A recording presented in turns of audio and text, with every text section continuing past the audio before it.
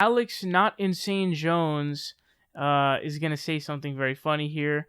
Of course, classical liberal, the term classical liberal has become extremely popular among the online political sphere. I know that it was obviously coined essentially by Dave Rubin. Now, obviously, the term classical liberal dates back to people like John Locke. But Dave Rubin is basically trying to say that he's not leaving the left. He's just a classical liberal, which a classical liberal is not a lefty, by the way. But also, it looks like Sargon of Akkad also claims that he thinks that saying he's a classical liberal is somehow saying that he's a classical liberal in that he's a old school liberal, or I don't know what the fuck he's trying to say. I'm not really sure, to be honest with you. I don't know what the fuck he's trying to say. But again, I have to repeat that classical liberalism is uber laissez-faire economics. One of the biggest classical liberals was Herbert Spencer, who actually wanted to euthanize the poor. He was a social Darwinist as well. And so when you're really talking about politics, you're really talking about uber laissez-faire economics is what it was. And that's what classical liberalism is. Classical liberalism is actually basically conservatism in today's time, rather than actually being liberal. A classical liberal in today's terms is an actual conservative.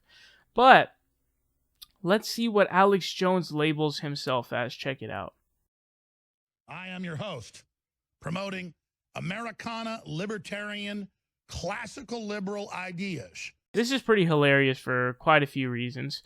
Well, one of them being that actually, here's the funny thing. I'm going to give Alex credit here. At least he labels classical liberal correctly, because obviously most people don't. They just lie about classical liberalism. But I mean, hey, at least he labels it correctly, right? At least he gets classical liberal correct, because he says libertarian and classical liberal basically in the same breath, which is honestly, that's fine, because he's actually being accurate.